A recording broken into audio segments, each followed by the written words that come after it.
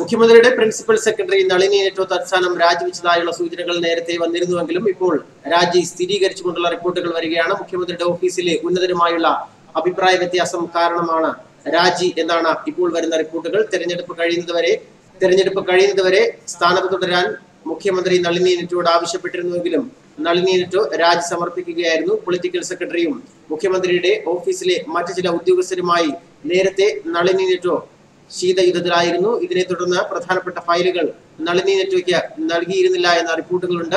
നേരത്തെ മുഖ്യമന്ത്രിയുടെ private secretary ആയിരുന്ന MB ജയരാജനായിരുന്നു തർക്കങ്ങൾ പരിഹരിച്ചിരുന്നത്. പിണറായി വിജയൻ മുഖ്യമന്ത്രി പദവി ഏറ്റെടുത്ത ശേഷം നടത്തിയ പ്രധാന നിയമങ്ങളിൽ ഒന്നായിരുന്നു നളിനി നെറ്റോയുടേത്. പിണറായി സർക്കാർ അധികാരത്തിലെത്തുമ്പോൾ ആഭ്യന്തര സെക്രട്ടറി ആയിരുന്ന നളിനി നെറ്റോയെ മുഖ്യമന്ത്രി തന്റെ പ്രിൻസിപ്പൽ സെക്രട്ടറിയായി നിയമിക്കുകയായിരുന്നു.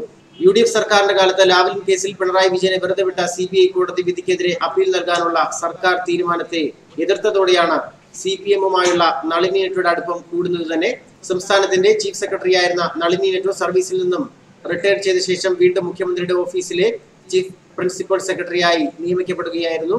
ആദ്യകാലങ്ങളിൽ പ്രധാനപ്പെട്ട പല ഫയലുകളും കൈകാര്യം ചെയ്തിരുന്ന നളിനി നെറ്റോയ്ക്ക് പക്ഷേ പിന്നീട് മുഖ്യമന്ത്രിയുടെ ഓഫീസിലെ പിടി അയഞ്ഞു തുടങ്ങുകയായിരുന്നു. ഓഫീസിലെ ചില ഉന്നതരുമായുള്ള ശീതയുദ്ധമായിരുന്നു പിന്നീട് ഉണ്ടായത്. ഇതോടെ ഫയലുകൾ ചീഫ് പ്രിൻസിപ്പൽ സെക്രട്ടറിയുടെ അടുത്തേക്ക് എത്താതെയാകുന്ന ഒരു സാഹചര്യം ഉണ്ടായി. മുഖ്യമന്ത്രിയുടെ ഓഫീസിലെ തർക്കങ്ങൾ പലപ്പോഴും പരിഹരിച്ചിരുന്നത് മുഖ്യമന്ത്രിയുടെ പ്രൈവറ്റ് സെക്രട്ടറിയും CPM നേതാവുമായ MB ജയരാജനായിരുന്നു.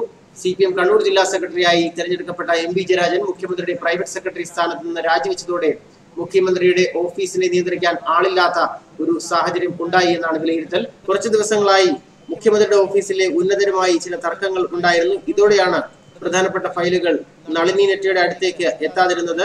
ഓഫീസിലെ തർക്കങ്ങൾ മിക്കപ്പോഴും പരിഹരിച്ചിരുന്നത് മുഖ്യമന്ത്രിയുടെ പ്രൈവറ്റ് സെക്രട്ടറിയും CPM നേതാവുമായ MB ജയരാജനായിരുന്നു.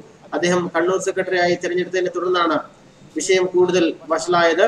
ഇതിനെ തുടർന്ന് തന്നെയാണ് നളിനി നെറ്റോ രാജിവെച്ചതെന്നാണ് സ്ഥിരീകരണം ഉണ്ടായിരിക്കുന്നത്.